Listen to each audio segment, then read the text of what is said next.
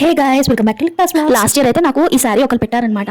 So యూజువల్గా నేను ఎవరైనా శారీస్ పెడితే నేను అది ఎవరికి ఇవ్వనండి, నేను ఉంచుకుంటాను, ఎందుకంటే ప్రేమతో పెడతారు కదా అందుకని. సో ఈ శారీ అయితే నాకు చాలా బాగా నచ్చింది. సో దీన్ని నార్మల్గా బోరింగ్గా వేసుకోకుండా ఏదైనా క్రియేటివ్గా చేసుకుందామని అనుకున్నాను అనమాట. బ్లౌజ్ మాత్రం ఇలా ప్లెయిన్గా ఇచ్చాడు, ఓన్లీ స్లీవ్స్కి మాత్రమే బార్డర్ ఇచ్చారు. సో దీన్ని నేను హ్యాండ్ పెయింట్ చేయబోతున్నాను అనమాట. అయితే నేను మాత్రం హ్యాండ్ పెయింట్ చేసి చాలా ఇయర్స్ అయిందండి. ఈ మధ్య అయితే నేను హ్యాండ్ పెయింట్ అలాంటి ఏం చేయడం మానేశాను అనమాట.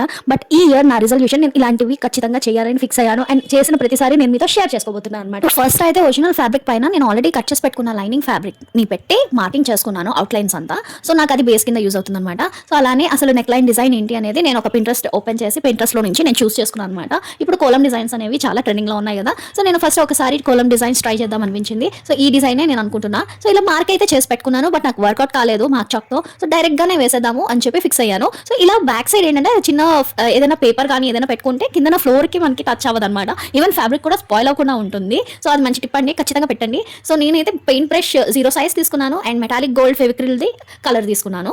సో డాట్స్ అయితే ఇలా ప్లేస్మెంట్ చేసుకున్నాను అనమాట.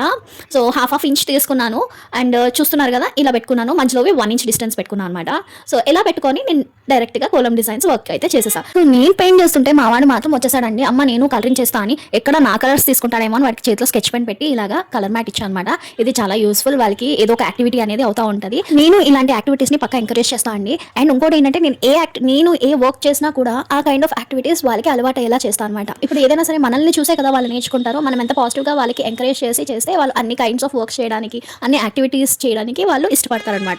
సో ఇలా వాడిని పక్కనేసుకొని అయితే నేను మొత్తం ఇలా నెక్ లైన్ మొత్తం ఫినిష్ చేసేసాను. మా చిన్నోడు అయితే చాలా టాకెటివ్ అండి. సో వాడు మాట్లాడుతూనే ఉండాలి, వాడికి ఏదో ఒకటి చెప్తూనే ఉండాలి. సో నేను కూడా ఏంటంటే వాటితో మాట్లాడుతూ వాడికి నేర్పిస్తూ వాటితో ఎంగేజ్ అవుతూ నేను నా వర్క్ కూడా చేసుకుంటూ ఉన్నాను అనమాట. ఇలా ఏంటంటే చాలా బాగా అనిపిస్తుంది. కిడ్స్ ఏంటంటే ఎప్పుడు బాగా మనం మాట్లాడుతూ ఉంటే వాళ్ళు కూడా బాగా మాట్లాడి మన నుంచే నేర్చుకుంటారని చెప్పాను కదా ఆల్రెడీ. సో బాగా ఎంగేజ్ అవుతుంది అండ్ ఈవెన్ మన బాండ్ కూడా చాలా గ్రో అవుతుందండి వాళ్ళతోని. వాళ్ళు చాలా అటాచ్గా ఫీల్ అవుతారు అండ్ ఇష్టపడతారు మనతో అన్ని షేర్ చేసుకోవడానికి. సో ఫైనల్గా అయితే నెక్ లైన్ ఈ లుక్ వచ్చిందండి. నా స్లీవ్స్ నేను డిజైన్ చేయబోతున్నాను. సో మొత్తం స్లీవ్స్ ఇలా డిజైన్ చేసుకున్నాను అండ్ బ్యాక్ కూడా ఇదే సేమ్ డిజైన్ నేను పెట్టేశాను అనమాట.